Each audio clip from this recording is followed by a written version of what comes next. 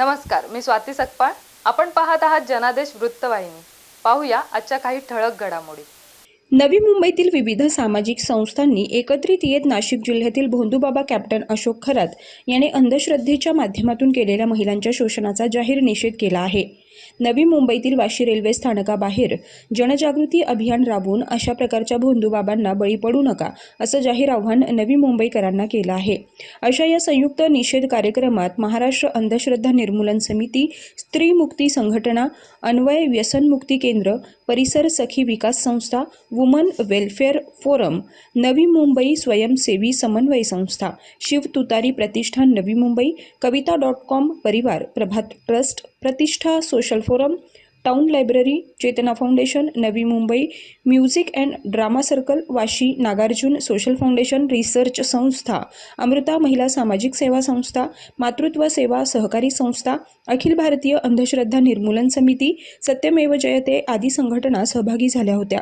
तर वाशी रेल्वे स्थानकावर करण्यात आलेल्या या निषेध कार्यक्रमास मराठा समाज खारघर प्रगती महिला मंडळ खारघर, शंभूराजे मित्रमंडळ खारघर, 22 प्रतिज्ञा अभियान महाराष्ट्र ग्रॅज्युएट असोसिएशन यांचाही पाठिंबा लाभला. आज आमचं हे आंदोलन नाही तर जनजागृती आहे. ही जनजागृती का आहे तर महाराष्ट्र हा संत समाज सुधारक यांचा वारसा सांगणारा महाराष्ट्र आहे. पण आज काय झालं, या महाराष्ट्रातच भोंदू बाबा बुवा तांत्रिक मांत्रिक वाढले आणि अशोक खरातने तर काय केलं आहे ज्योतिषाच्या नावाने आणि धर्माच्या नावाने, ते आपण सगळे जाणतात आहे. सुरुवातीला 58 महिलांचे व्हिडिओ आहेत म्हणून पेन ड्राईव्ह तपास अधिकाऱ्यांना मिळालेला होता.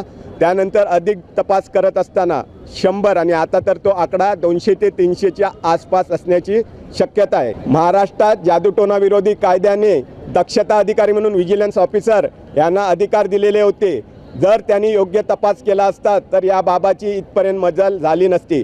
तसंच पोलिसांना सुद्धा माहिती आहे हे अंधश्रद्धेचे प्रकार वाढले आहे म्हणून 2024 साली पोलीस महासंचालकांनीच आदेश काढलेले आहे प्रत्येक पोलीस स्टेशनमध्ये अंधश्रद्धा निर्मूलन कक्ष स्थापन करा म्हणून. तो कक्ष काही ठिकाणी स्थापन झालेला आहे, काही ठिकाणी स्थापन नाही झाला आहे. ते जर सगळे जागृत असते, विजिलन्स ऑफिसर दक्षता अधिकारी जर जागृत झाला असता तर अशोक खरातचं प्रकरण एवढं वाढलं नसतं. त्याला वाढण्यासाठी पण एक राजकीय पण कारण मोठ्या प्रमाणात आहे. कारण सर्व पक्षीय राजकीय पाठिंबा अशोक खरात नाही. म्हणजे सत्ताधारी पण आहेत, सत्ताधारी बरोबर जे पक्ष मित्रपक्ष म्हणून आहेत त्यांचे मंत्रिमंडळातले मंत्री ते मंत्रीसुद्धा आहेत. विरोधी पक्षातील काही राजकीय पुढारी गेलेले आहे. त्यामुळे अशा या राजकीय पाठिंबामुळेच असे बाबा बुवा मोठे होत असतात. त्यांना महाराष्ट्रातील जनता, आम्ही फुले शाहू आंबेडकर ते शिवाजी महाराज यांचा वारसा सांगणारे आम्ही आहोत. त्यामुळे आम्ही हे आज हे जनजागृती अभियान राबवत आहोत. असे जे भोंदूबाबा तयार होत आहेत तर महिला जागृत होणे गरजेचं आहे. कारण महिला जर जागृत झाली तर असे भोंदूबाबांना वाव मिळणार नाही. म्हणून महिला जागृत झाली तर असे भोंदूबाबा अनेक प्रकारचे तयार होतील नाही असं मला वाटते. म्हणून जास्तीत जास्त महिलांना जागृत होणं गरजेचं आहे जेणेकरून भोंदूबाबा आपणच तयार करून असे समाजात असे विनाश तयार करण्याला घटक निर्माण करू शकणार नाही.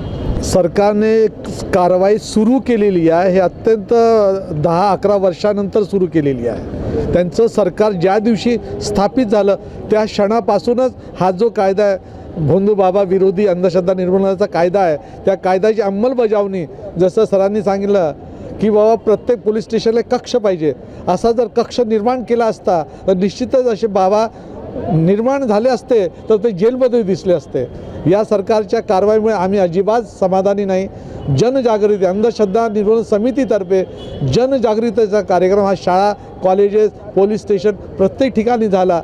जनतेमध्ये जनजागृती झाली तर एकही भोंदूबाबा निर्माण होणार नाही अशी परिस्थिती जनजागृतीच्या माध्यमाने आपल्याला करायची आहे. कॅमेरामन इक्बाल शेखसह पल्लवी केदार, जनादेश वृत्तवाहिनीकरिता.